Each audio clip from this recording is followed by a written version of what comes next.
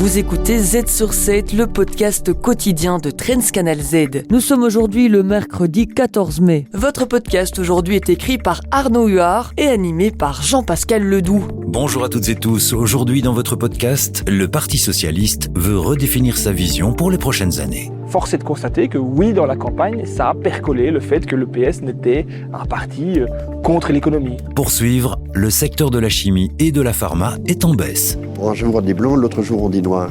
Et pour finir, nous retrouverons Peter de Keyser pour analyser le négativisme qui nous entoure ces derniers temps.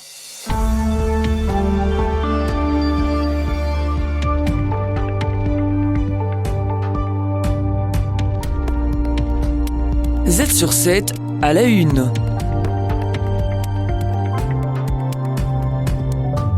Une fonction de plus pour le bourgmestre de Charleroi, le Parti socialiste désigne Thomas Dermine délégué aux entreprises aux côtés de Déborah Gérardon, bourgmestre de Serein, et de Nicolas Martin, bourgmestre de Mons. Tous les trois sont chargés de retisser du lien entre le PS et le monde économique. Thomas Dermine nous en parle. Force est de constater que oui, dans la campagne, ça a percolé le fait que le PS n'était un parti contre l'économie, un parti qui favorisait parfois trop certains, les étudiants ou les personnes qui sont à la pension par rapport aux patrons de PME. Le Parti socialiste se refonde et veut redéfinir sa vision de l'économie pour ces 10 prochaines années. Un modèle encore à préciser, mais qui prévoit la défense du pouvoir d'achat avec l'indexation des salaires. Thomas Dermine. On l'a vu pendant le Covid, en préservant le pouvoir d'achat des gens qui travaillent, on a permis au moteur économique de continuer à tourner. Et aujourd'hui, trop souvent, on a un discours libéral qui oppose les travailleurs aux entreprises. Il faut faire la différence entre les grandes entreprises et les PME, les indépendants, qui, eux, vivent de la demande interne et donc du pouvoir d'achat des gens qui habitent en Belgique. Le PS met l'accent sur les indépendants et les petites et moyennes entreprises. Le parti entend renouer avec les cercles qu'il avait délaissés ces dernières années. Et Thomas Dermine, de conclure. Je pense aux cercles patronaux, je pense aux cercles d'indépendants, je pense aussi à certains cercles médiatiques qui se sont fait les relais de certaines idées libérales de droite.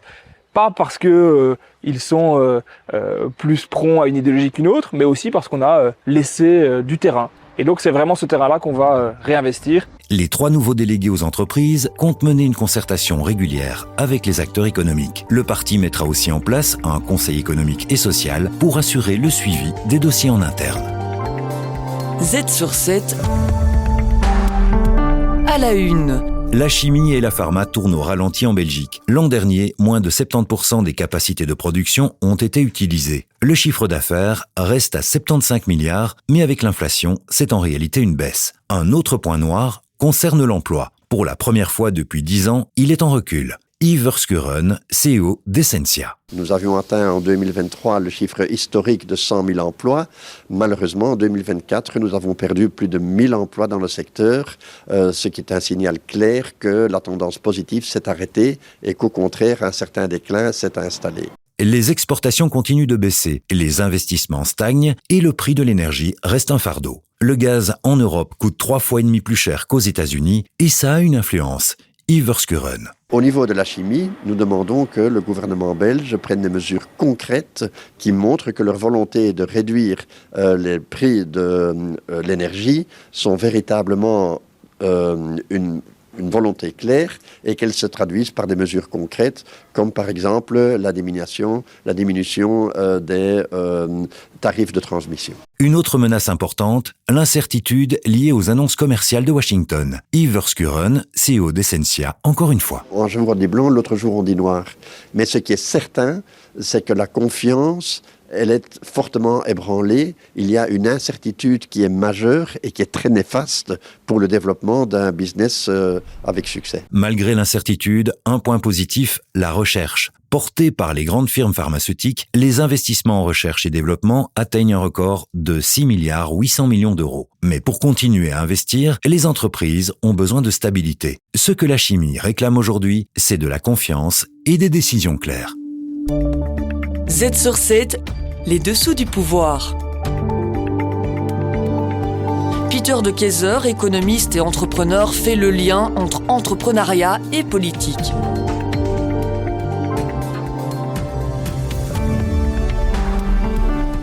Aujourd'hui, nous plongeons au cœur d'un sujet qui nous touche tous. Pourquoi le monde semble-t-il toujours au bord de l'effondrement ? Et pourquoi cette image est-elle si trompeuse ? Jetons un coup d'œil au négativisme qui semble nous entourer. Et surtout, comment pouvons-nous le briser ? Tout d'abord, pourquoi le monde semble-t-il si sombre ? Soyons honnêtes. Ouvrez votre téléphone, allumez la télévision ou lisez un journal et il semble que le monde soit un désastre sans nom.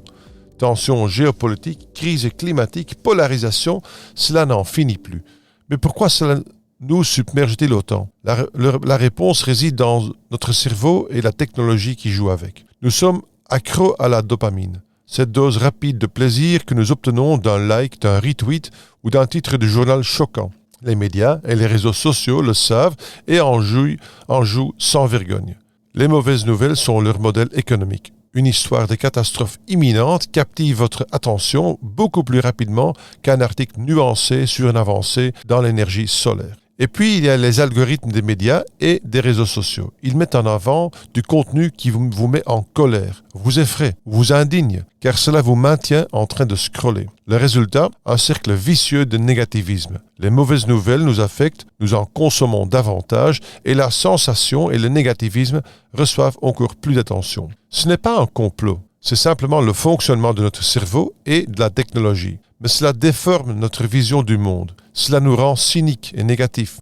Et ce, alors que la réalité est tellement plus pleine d'espoir. Le monde est-il aussi mauvais que nous le pensons ? Vérifions les faits. Car si l'on regarde les chiffres, nous vivons à une époque que nos ancêtres auraient enviée. Les personnes qui vivent aujourd'hui sont la génération la plus riche, la plus saine et la plus prospère qui ait jamais existé. Il y a 100 ans, l'espérance de vie moyenne dans le monde était de 31 ans. Aujourd'hui, elle est de 73. En 1990, 36% de la population mondiale vivait dans l'extrême pauvreté. Aujourd'hui, c'est moins de 8%. La mortalité infantile, en 1900, un enfant sur 4 mourait avant son 5e anniversaire. Aujourd'hui, c'est moins de 1 sur 25. Et la technologie, en 1995, 10% de la population mondiale avait accès à l'Internet. Aujourd'hui, c'est plus de 65%. Les smartphones, autrefois de la science-fiction, sont maintenant dans les poches de 85% de la population mondiale. Agriculteurs en Afrique, aux étudiants en Inde. Même dans le domaine de l'énergie, nous constatons des progrès. En 2000, 13% de notre énergie provenait de sources renouvelables. En 2024, ce chiffre était de près de 30%. L'énergie solaire est 85% moins chère depuis 2010. L'énergie éolienne, 50%. Ce ne sont pas de vagues promesses, ce sont des avancées concrètes. Oui, il y a des défis, mais le monde est plus sûr, plus sain et plus riche en opportunités que jamais. Le problème est que les bonnes nouvelles deviennent rarement virales. Une percée dans la fusion nucléaire ne fait pas la une, mais une prédiction climatique apocalyptique, oui. Ensuite, pourquoi nous laissons-nous autant guider par le négativisme ?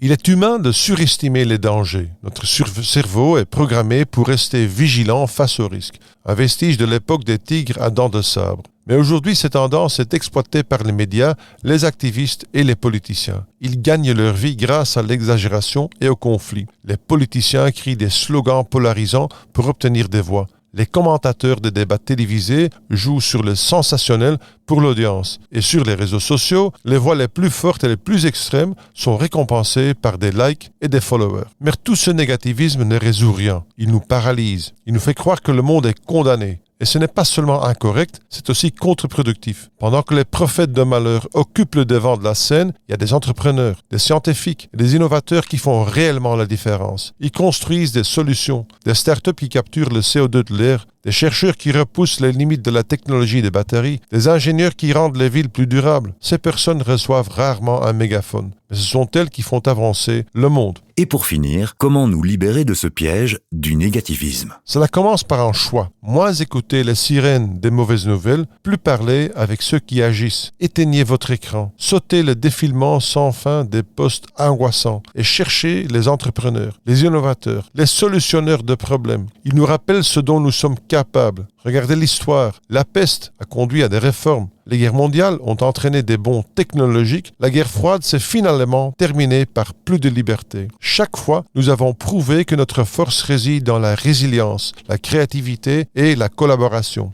Aujourd'hui, nous avons tout en main pour façonner l'avenir. Des technologies comme l'intelligence artificielle et l'informatique quantique ouvrent de nouvelles portes. Énergie renouvelable rend un monde sans combustible fossile réalisable. La coopération internationale, aussi difficile soit-elle, se développe en réponse aux défis mondiaux. L'être humain a survécu en tant qu'espèce en étant attentif aux dangers, mais il a progressé de manière spectaculaire en innovant et en travaillant à un avenir meilleur. La vie, c'est 10% ce qui vous arrive et 90% ce que vous en faites. Arrêtez de regarder ces 10%, reprenez ces 90% en main. Les meilleurs experts boursiers vous proposent des analyses des marchés internationaux, des conseils avisés et les dernières tendances économiques. Z sur 7, expert boursier. Nous arrivons aux 4 dernières minutes du podcast et aujourd'hui, nous allons analyser les marchés financiers avec Olivier Colsoul, senior stratégiste chez AG Insurance. À en juger par les gros titres de la presse il y a quelques semaines encore, on pourrait croire que les investisseurs remettent en question la domination américaine en raison des droits de douane imposés par Trump et de l'extrême incertitude entourant sa politique tarifaire. On a même parlé de la fin de l'exceptionnalisme américain. Alors, c'est une question à laquelle on n'a pas une réponse immédiate et il faut quand même faire attention avec ce genre, je dirais, d'affirmation. Ce qui est clair, c'est qu'il y a à tout le moins, je dirais, des facteurs qui montrent que l'exceptionnalisme américain est en train de s'éroder, de s'estomper légèrement. Si on regarde la croissance économique, elle n'est plus aussi vigoureuse qu'auparavant. On l'a encore vu avec les chiffres du premier trimestre. Ensuite, on a eu les effets d'annonce de relance budgétaire au niveau allemand et européen et aussi l'arrivée sur le marché de l'IA d'un concurrent chinois à faible coût, ce qui montre que certaines autres régions sont capables de rivaliser avec les États-Unis. Et puis, on a eu le déclenchement de cette guerre tarifaire, tous azimuts, qui a fait perdre un petit peu confiance aux investisseurs internationaux par rapport au marché américain. Cependant, au train où vont les annonces et les rétractations en matière de droits de douane, la situation évolue très rapidement. Mais absolument, on voit effectivement que en fait, les effets négatifs attendus de ces droits de douane ne seront peut-être pas aussi négatifs que prévu encore il y a quelques semaines. D'ailleurs, l'indice de récession aux États-Unis qui avait flambé il y a quelques semaines est maintenant retombé presque à son niveau initial. Et puis, on voit aussi que d'autre part, les investisseurs particuliers, notamment aussi, sont revenus sur les actions américaines et ont acheté en masse dans le creux. Donc là aussi, il faut quand même faire un petit peu attention. Les choses peuvent évoluer en tout cas assez rapidement. Et cette bonne tenue de Wall Street est expliquée par plusieurs choses. Et bien, donc on a eu justement ces investisseurs privés qui ont acheté au moment où les investisseurs internationaux, eux, sortaient du marché américain. Donc ça s'est fait quand même dans des proportions assez importantes. C'est une preuve aussi que il y avait quand même une certaine conviction, malgré, je dirais, le niveau d'incertitude très élevé qui avait à l'époque, qui touche les marchés.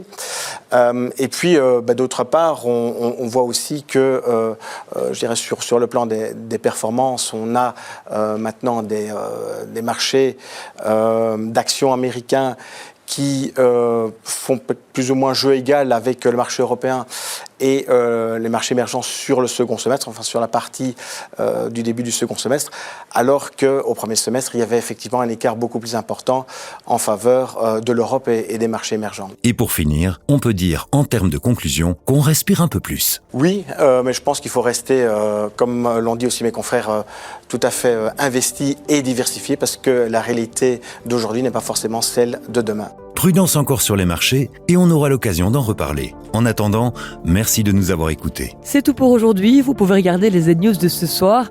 Et Jean-Pascal, à quoi peut-on s'attendre dans le podcast de demain ? Demain, vous pourrez retrouver la rubrique à la une de Trends Tendance. Dans cette rubrique, un journaliste vous emmènera dans les coulisses du magazine Trends Tendance. Vous pourrez aussi retrouver toutes vos analyses et actualités du monde économique. À demain.